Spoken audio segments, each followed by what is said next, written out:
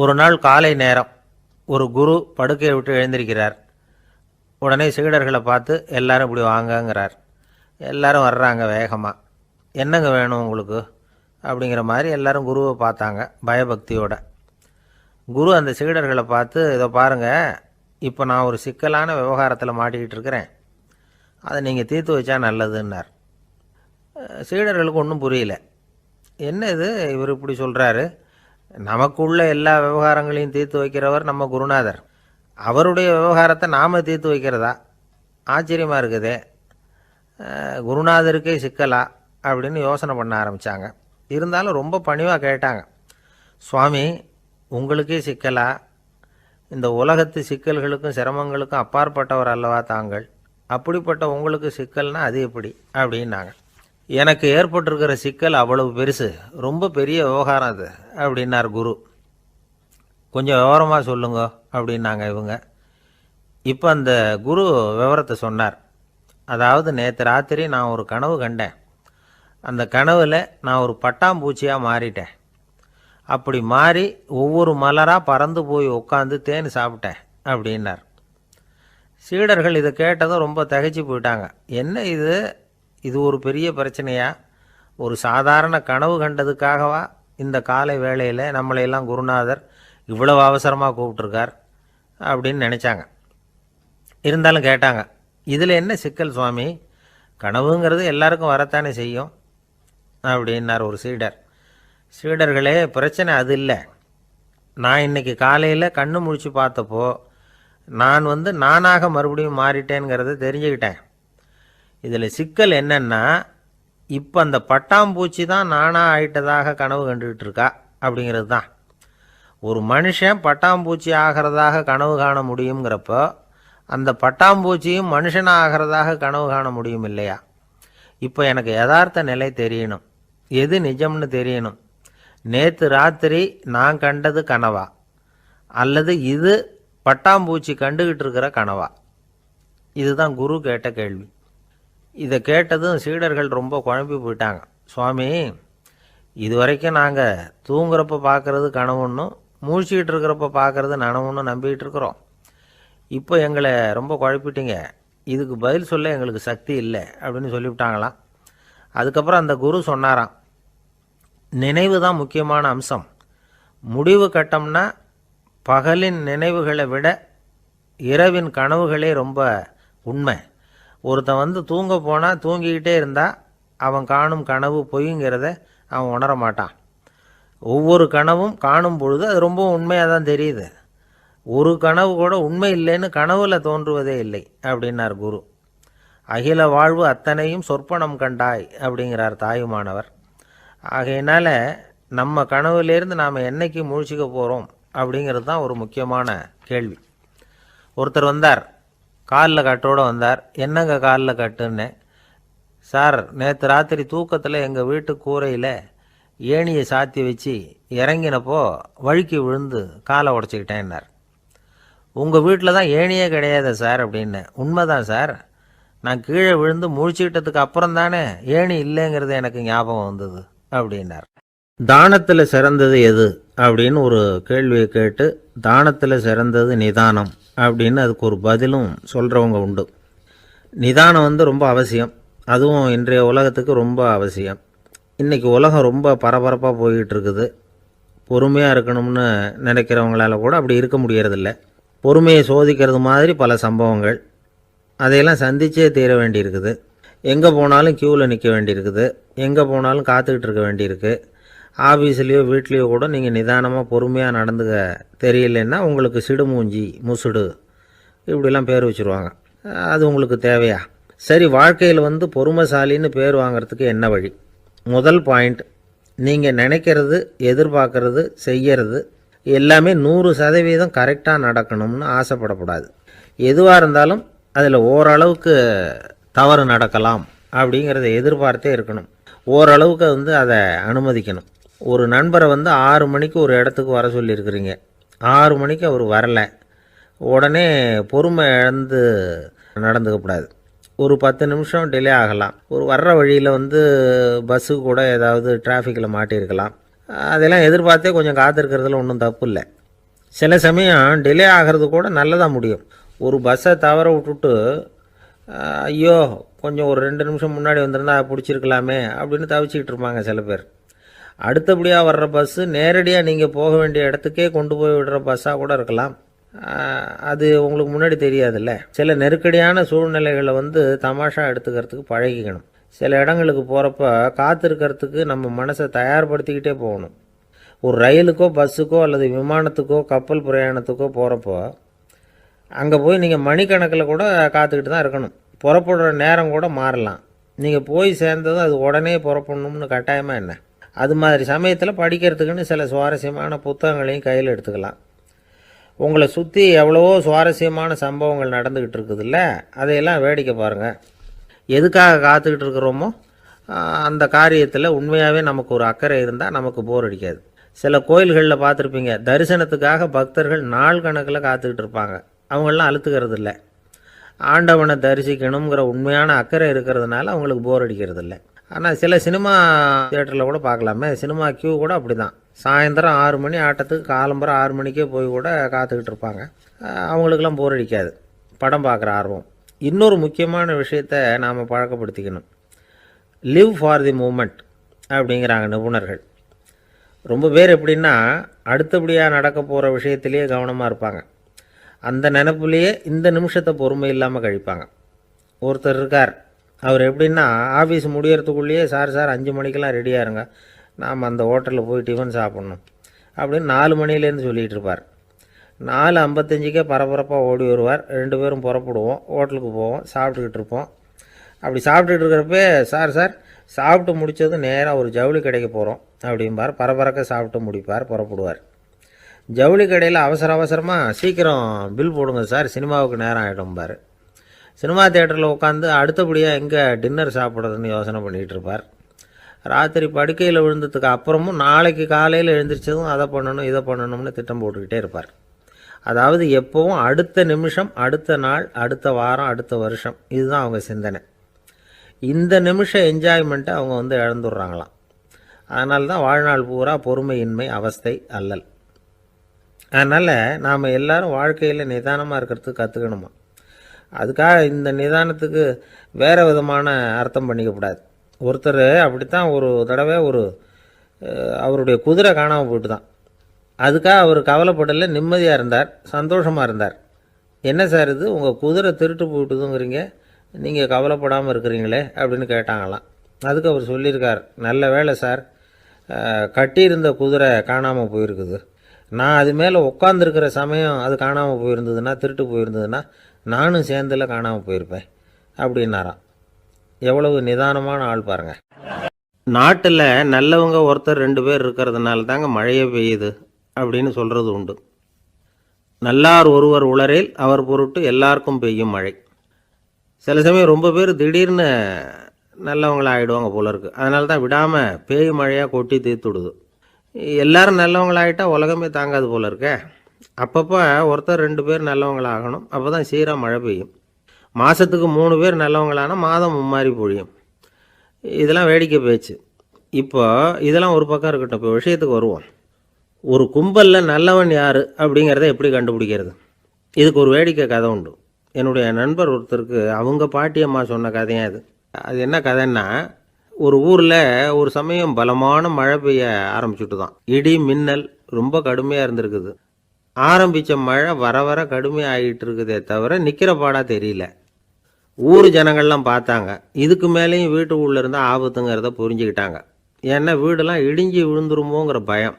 உடனே எல்லாரும் புறப்பட்டு ஊருக்கு பொதுவாக இருந்த ஒரு மண்டபத்தில் போய் தங்கிக்கிட்டாங்க. மின்னல் கடுமையாக இருந்தது. இடி எந்த நேரத்துலையும் விழலாம்ங்கிற நிலைமை. எப்போ விழலாம்னு பார்த்துக்கிட்டு இருக்குது. அந்த மண்டபத்தில் இருந்த ஜனங்கள் மனசுக்குள்ளே ஒரு பயம். நம்ம கூட்டத்தில் யாராவது ஒரு கெட்டவன் பாவம் பண்ணவன் இருந்தால் கூட இடி இந்த மண்டபத்தில் விழுந்துரும், அது எல்லாருக்கும் ஆபத்து அப்படின்னு நினச்சாங்க. சரி, இதுக்கு என்ன பண்ணலாம் அப்படின்னு யோசனை பண்ணாங்க. அந்த கூட்டத்தில் ஒரு பெரியவர் இருந்தார். அவர் ஒரு யோசனை சொன்னார். இதை பாருங்கள், அதுக்கு ஒரு வழி இருக்குது. அதோ எதிர்த்தாப்புல கொஞ்சம் தூரத்தில் ஒரு உயரமாக மரம் ஒன்று இருக்குது பாருங்கள். பொதுவாக இடி சுலபமாக விழறது அது மாதிரி உயரமான மரத்தில் தான். நம்ம கூட்டத்தில் இருக்கிறவங்க எல்லாரும் ஒவ்வொருத்தராக போய் அந்த மரத்தை தொட்டு விட்டு திரும்பி வந்துடணும். நம்மள பாவம் பண்ணவன் யாரோ அவன் அந்த மரத்தை தொடுற சமயத்தில் இடி விழுந்துடும், அவன் மட்டும் போயிடுவான், மண்டபத்தில் இருக்கிற நாமெல்லாம் பொழைச்சிக்கலாம் அப்படின்னு ஐடியா கொடுத்தாரு அந்த பெரியவர். இது நல்ல யோசனையாக பட்டது. எல்லாரும் ஒத்துக்கிட்டாங்க. ஒவ்வொருத்தராக போய் அந்த மரத்தை தொட்டுவிட்டு திரும்பி வந்தாங்க. இடி எதுவும் விழலை. இன்னமும் பாவம் பண்ண ஆசாமி அதை போய் தொடலை போல இருக்கு அப்படின்னு நினச்சிக்கிட்டாங்க. ஒவ்வொருத்தராக போகிறாங்க, எல்லாரும் போய் தொட்டுவிட்டு வந்தாச்சு. இன்னும் ஒரே ஒரு ஆசாமி தான் பாக்கி. கடைசியாக இருந்த அந்த ஆள் பயந்துட்டான். இது வரைக்கும் இடி விழலைன்னா இப்போ என்ன அர்த்தம்? இப்போ நாம தான் பாக்கி, நாம தான் தப்பு பண்ண ஆள் போல இருக்கு அப்படின்னு நினச்சிட்டான். அதனால் துணிச்சலாக போய் தொடுறதுக்கு பயந்தான், தயங்கிக்கிட்டே இருந்தான். இருந்தாலும் மற்றவங்கள்லாம் சும்மா இருப்பாங்களா? கட்டாயப்படுத்தி கழுத்தை பிடிச்சி தள்ளாத குறையா அவனை தள்ளி விட்டாங்க, போய் தொட்டுட்டு வாடான்னு. அவன் நடுங்கிக்கிட்டே போய் அந்த மரத்தை தொட்டான். அதே வினாடி ஒரு பயங்கரமான மின்னல் இடி விழுந்துட்டுது. எங்கே விழுந்தது தெரியுமா? அந்த ஆள் மேலே இல்லை, மண்டபத்தில் விழுந்தது. மண்டபத்தில் இருந்தவங்க பூரா காலி. அந்த ஒரு ஆள் மட்டும் புழைச்சிக்கிட்டான். இந்த ஒரு ஆளை காப்பாற்றுறதுக்காக தான் இடி மண்டபத்தில் விழாமல் இருந்திருக்குது. இதுதான் கதை. அதனால் நல்லவங்க எப்படியும் தப்பிச்சுக்குவாங்க அப்படிங்கிறது ஒரு நீதி. ஒருத்தன் அப்படி தான் தெருவில் நடந்து போய்கிட்டு இருந்தான், ரொம்ப நல்லவன். எதிரில் ஒருத்தன் சைக்கிளில் வந்துக்கிட்டு இருந்தான். அதில் மோதி இவன் கீழே விழுந்துட்டான். சைக்கிள்காரன் உடனே இறங்கி இவனை தூக்கி விட்டான். இவன் எழுந்திரிச்சு அவனை முறைச்சி பார்த்தான். அப்படி பார்க்காதீங்க சார், நீங்கள் ரொம்ப புண்ணியம் பண்ணியிருக்கீங்க, அதுதான் இப்போ சைக்கிளில் மோதிக்கிட்டீங்க அப்படின்றான். என்ன அப்படி சொல்கிறேன்னு நான் இவன் 10 நிமிஷத்துக்கு முன்னாடி நான் லாரி ஓட்டிகிட்டு வந்தேன், அப்போ நீங்கள் எதிரில் வந்திருந்தீங்கன்னா என்ன ஆயிருக்கும் அப்படின்னானா அவன். எனக்கு அதிர்ஷ்டமே இல்லை சார் அப்படின்னார் ஒருத்தர். ஏன் அப்படி சொல்கிறீங்கன்னு கேட்டோம். வியாபாரம் பண்ணலாம்னு ஒரு கடை வச்சேன், வேண்டியப்பட்டவங்க கூட என் கடையில் எதுவும் வாங்க மாட்டேங்கிறான், எல்லாரும் அடுத்த கடைக்கு தான் போகிறான் அப்படின்னு சொல்லி ரொம்ப அழுத்துக்கிட்டார். இதுக்கு போய் அதிர்ஷ்டம் இல்லைன்னு சொல்லாதீங்க, வாடிக்கையாளர்களை கவர்றது எப்படிங்கிறது உங்களுக்கு தெரியல, அதுதான் குறை அப்படின்னும். சார், உங்களுக்கு தெரிஞ்சால் அந்த ரகசியத்தை எனக்கும் கொஞ்சம் சொல்லி கொடுங்களேன் அப்படின்னார். சரி, உங்கள் காதை இப்படி கொடுங்க அப்படின்னு சொல்லி அது சம்பந்தமாக பெரிய வல்லுநர்கள் சொல்லியிருக்கிற கருத்துக்களை அவர்கிட்ட சொல்ல ஆரம்பித்தோம். அதாவது இந்த வாடிக்கையாளர்களை கவர்றதுக்கு வல்லுநர்கள் பல ஆலோசனைகளை ஏற்கனவே சொல்லி வச்சுருக்கிறாங்க. அது சம்மந்தமாக அனுபவப்பட்டவங்க, அதை தெரிஞ்சு வச்சுக்கணும். அதாவது கடை வச்சுருக்கிறவங்க எல்லாரும் இதை கொஞ்சம் காதில் வாங்கி வச்சுக்கணும். எதை இப்போ சொல்ல போகிறத. எப்பவும் பணத்தை சம்பாதிக்கிறதுலையே குறியாக இருக்கக்கூடாதான். அதை விட முக்கியமாக நீங்கள் சம்பாதிக்க வேண்டியது வாடிக்கையாளர்களுடைய மன நிறைவு. வர்றவங்க திருப்தியோடு போகணும், அது முக்கியம். அதில் கவனமாக இருக்கணும். கடைக்கு வர்ற ஒருத்தர் ஏதாவது ஒரு குறை சொல்கிறாருன்னு வச்சுக்கோங்க, அதை அலட்சியப்படுத்தக்கூடாது.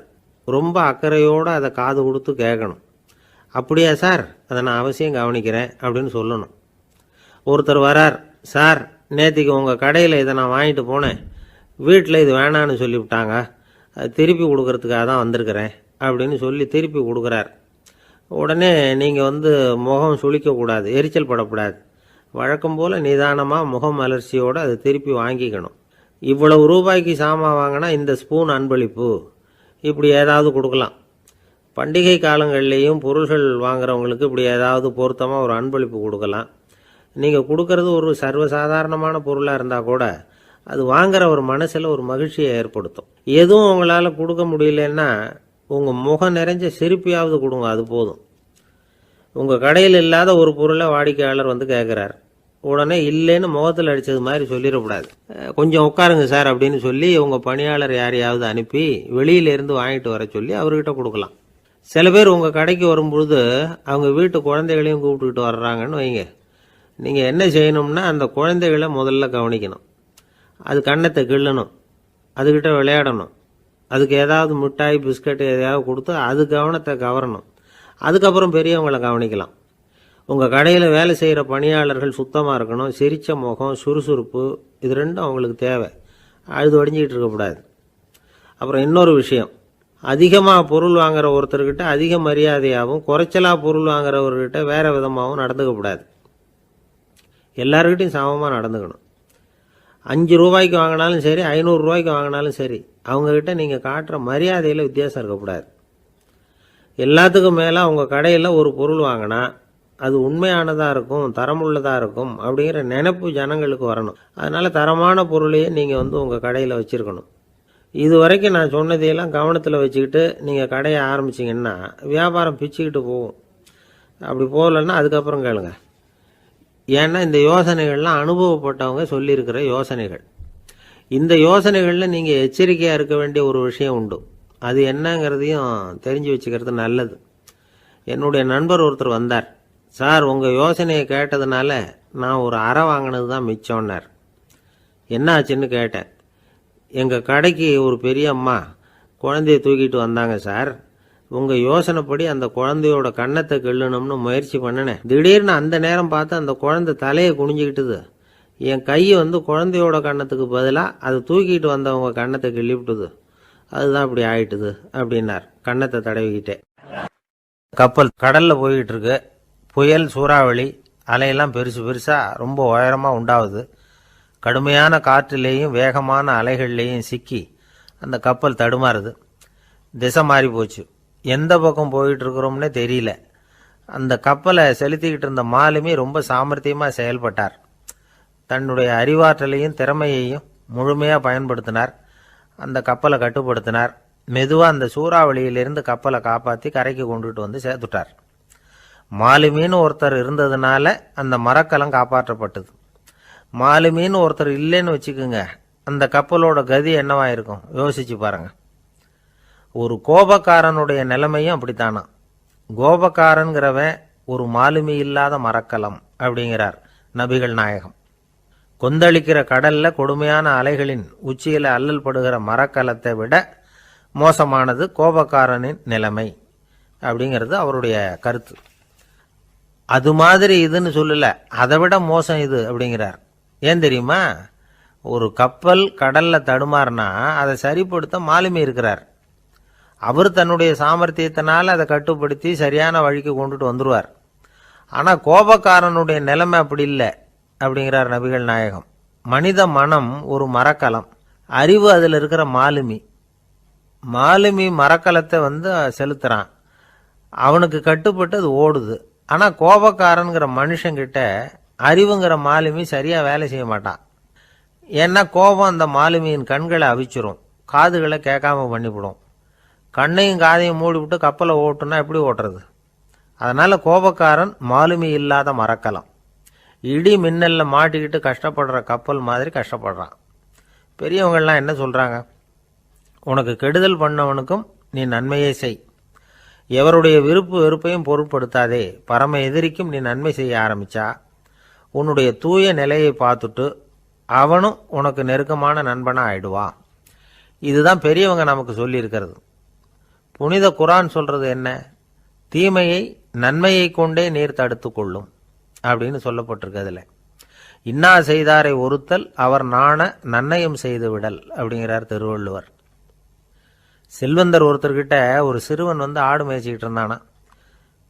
பெரியவர் அவனை கூப்பிட்டு, நீ நேராக போய் ஒரு ஆட்டில் உள்ள ரொம்ப நல்ல பகுதி எதுவோ அதை எடுத்துக்கிட்டு வா அப்படின்னாரான். இவன் போனான்.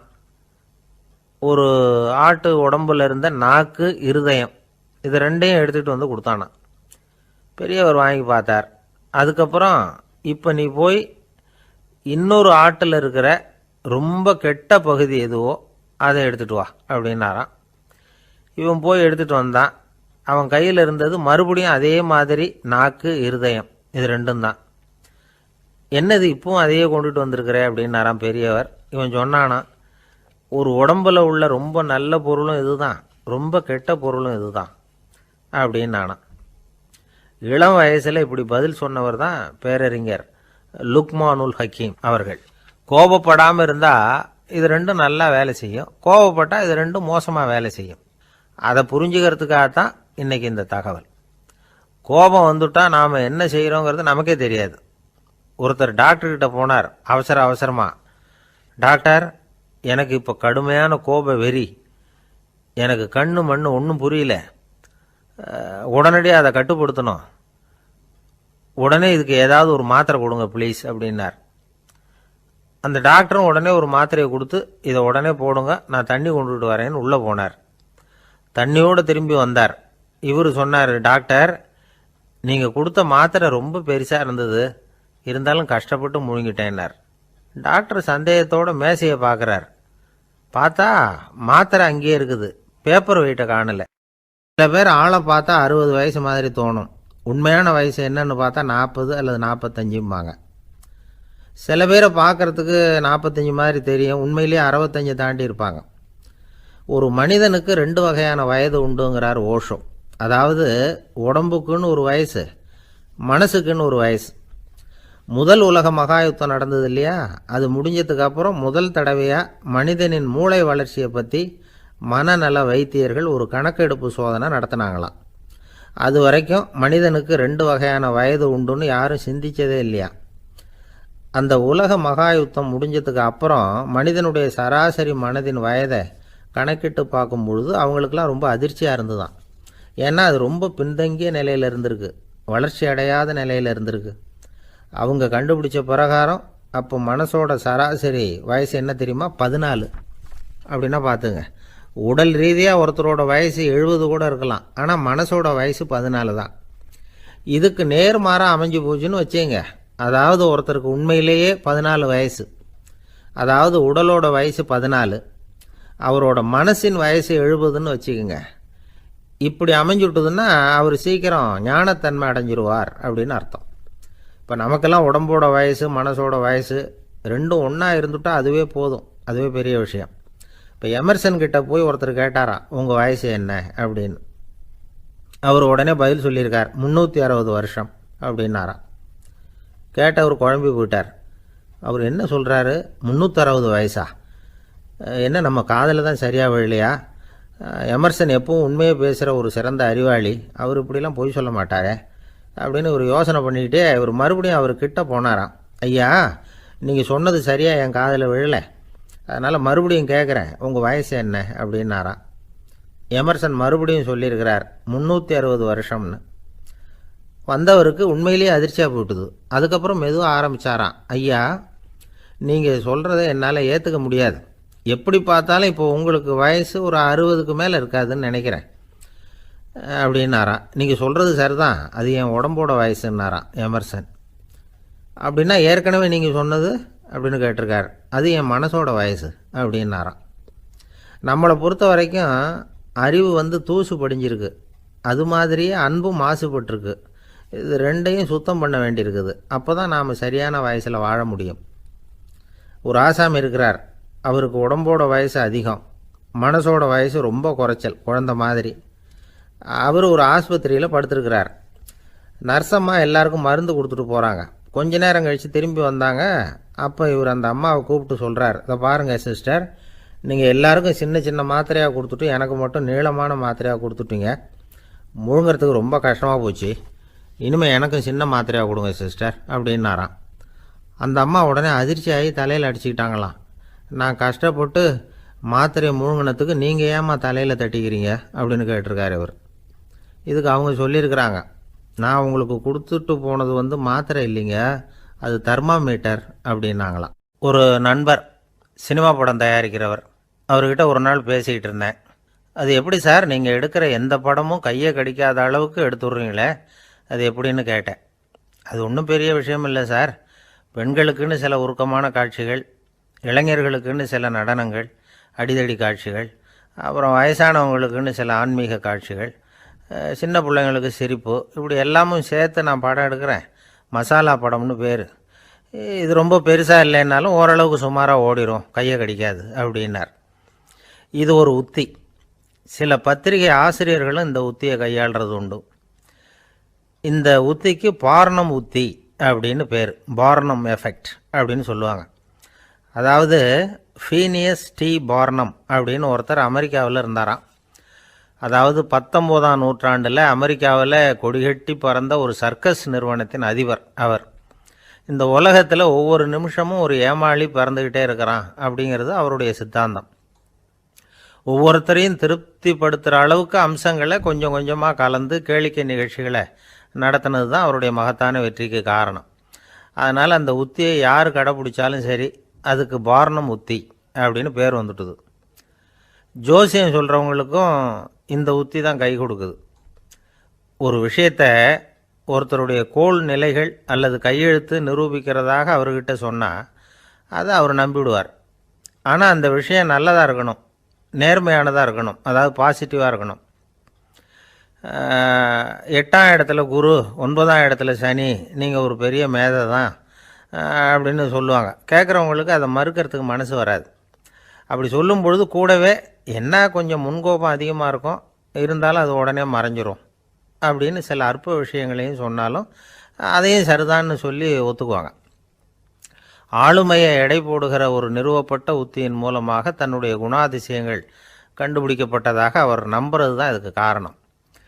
இந்த மாதம் பணத்தட்டுப்பாடு கொஞ்சம் இருக்கும், உடம்புல ஏதாவது கொஞ்சம் அசௌகரியம் இருக்கும், வீட்டுக்குள்ளே லேசாக மனஸ்தாபம் வரலாம், இது மாதிரி பொதுப்படையாக சிலதை சொன்னாலே போதும், மக்களை நம்ப வச்சுடலாம். இதெல்லாம் நமக்கு மட்டும்தான் ஏற்படுது அப்படின்னு சொல்லி அவங்க நினைக்கிறது தான் காரணம். இதுதான் பாரணம் உத்திங்கிறது. மனிதர்கள் பாராட்டுக்களை விரும்புகிறதும் விமர்சனங்களை வெறுக்கிறதும் பாரணம் உத்தியின் அடுத்த கூறு. அதனால் ஒருத்தருக்கு ஜோசியம் சொன்னாலும் சரி, அவருடைய ஆளுமையை மதிப்பிடுறதாக இருந்தாலும் சரி, அவரை புகழற மாதிரி இருந்தாலும் சரி, அப்படி இருந்தால் தான் அது சரியாக இருக்கும். சாதகமான விஷயங்களை அதிகமாகவும் பாதகமான விஷயங்களை நாசூக்காகவும் சொன்னால் மக்கள் அதை நம்பிவிடுவாங்க. ஒருத்தரை கருமின்னு சொன்னால் ஏற்றுக்க மாட்டார். அதையே கொஞ்சம் மாற்றி நீங்கள் கொஞ்சம் சிக்கனமான ஆசாமி அப்படின்னு சொன்னால் நீங்கள் சொல்கிறது சரிதான் சார் அப்படிம்பார். நீங்கள் பெரிய செலவாளி தான், இருந்தாலும் நல்ல விஷயங்களுக்கு தான் செலவழிப்பீங்க அப்படின்னு சொல்லணும். இப்படி இந்த பாரணம் உத்தியை கடைப்பிடிச்சி இன்றைக்கி வெற்றிகரமாக காலம் தள்ளுறவங்க நிறைய பேர் இருக்கிறாங்க.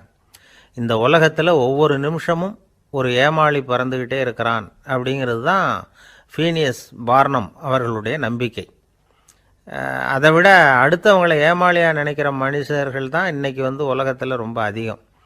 ஒருத்தர் தன்னுடைய மேலதிகாரிகிட்ட போய், ஐயா ஒரு நாள் லீவு வேணும், என் தங்கச்சிக்கு கல்யாணம் அப்படின்னார். அவர் பார்த்தார், ஒரு 10 நிமிஷம் வெளியில் இருங்கன்னார். 10 நிமிஷம் கழித்து கூப்பிட்டார், இதை பாருங்கள், நீங்கள் சொல்கிறது பொய், இப்போ உங்கள் தங்கச்சிக்கு ஃபோன் பண்ணேன், அவங்க தனக்கு 2 வருஷத்துக்கு முன்னாடியே கல்யாணம் ஆகிட்டதாக சொல்கிறாங்க அப்படின்னார். உடனே இவர் சொன்னார், சார் இப்போ நீங்கள் சொல்கிறதும் பொய்யாக தான் இருக்கணும், ஏன்னா நிஜமாக எனக்கு ஒரு தங்கச்சியே கிடையாது அப்படின்னார். ரொம்ப பேருக்கு கூட்டத்தில் பேசுறதுன்னா பயம், நமக்கு ஒன்றும் தெரியாதுன்னு மற்றவங்க நினச்சிடக்கூடாதுங்கிற எண்ணம் தான் இதுக்கு காரணம். ரொம்ப முக்கியமான ஒரு கூட்டம்னா பயம் அதிகமாக இருக்கும். முக்கியமானவங்கள்லாம் வருவாங்களே, அவங்களாம் நம்மளை பற்றி மட்டமாக நினச்சிருவாங்களே அப்படிங்கிற பயம் வந்துடும். ஆனால் மேடை பேச்சுங்கிறது அவ்வளவு கடினமான ஒரு காரியம் இல்லைங்கிறாங்க அது சம்பந்தமான நிபுணர்கள். யாரும் பேச்சாளர் ஆகலாம், இது ஒன்றும் பெரிய கிஃப்ட்டு கிடையாது அப்படின்னு அவங்க சொல்கிறாங்க. நீங்கள் ஒரு சிறந்த பேச்சாளர் ஆகணுமா அப்படின்னா அதுக்குன்னு சில ஆலோசனைகளை சொல்லி வச்சுருக்கிறாங்க அனுபவசாலிகள். முதல் ஆலோசனை என்னென்னா, உங்கள் பேச்சு எளிமையாக இருக்கணும். ஏதாவது ஒரு கருத்து அல்லது 2 கருத்து சொன்னால் போதும், 20 அல்லது 30 கருத்துக்களை சொல்லிகிட்டே போகக்கூடாது. 2வது ஆலோசனை, நீங்கள் என்ன பேச போகிறீங்கிறது முதல்ல உங்களுக்கு நல்லா புரியணும், அதுக்கப்புறம் தான் அதை அடுத்தவங்களுக்கு புரிய வைக்க முடியும். எப்படி ஆரம்பிக்க போகிறோம், எந்த கருத்தை முக்கியமாக வலியுறுத்த போகிறோம், எப்படி முடிக்க போகிறோம் அப்படிங்கிறத முதல்ல நல்லா சிந்தித்து மனசில் வச்சுக்கணும்.